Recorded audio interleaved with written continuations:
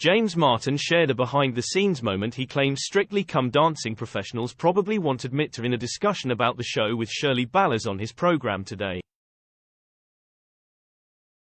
The BBC's head judge joined the chef to discuss her latest novel, Life as a Dancer, and her time as the popular BBC competition's head judge.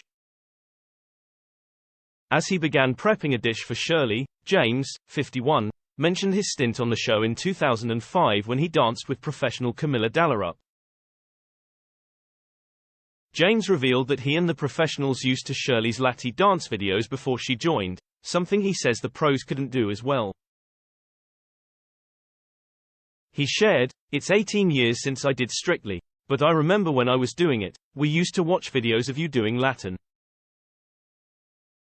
I'm going to say this, because the pros won't admit it, but there was one of these routines that you did, and it was just incredible.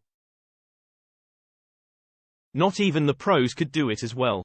Shirley seemed surprised by his admission and thanked him for acknowledging her moves as the pair went on to discuss her career and time on the show so far. The dancer was given Len Goodman's head judge role back in 2017 despite having no television experience and a disastrous interview with producers beforehand. She told James, "In 2017, when I was being badly bullied in my own industry, I decided I was going to take a different course, maybe a yoga course or a Keep Fit course. There were people in the industry stopping my work, and in 2017, my son, a professional dancer on Dancing with the Stars, said to me, 'Why don't you go for Uncle Lenny's job?' We had known Len all our lives, he was one of my teachers, my son had some inside scoop. So basically, to cut a long story short, I said, who's going to take on a 57-year-old woman with zero TV experience on a show like that?" After finally being convinced to do the interview, Shirley recalled being faced with Craig Revel Horwood for the first time and having to critique Anne Widdecombe as part of the job application process. She continued, "I did an absolutely disastrous interview because they sat me next to this rather large man." Which was Craig Revel Horwood. "I didn't know him and I had never met him. He was looking at me because I couldn't string two words together. They put Anne Widdecombe on for me to criticize and I had never seen anything like that.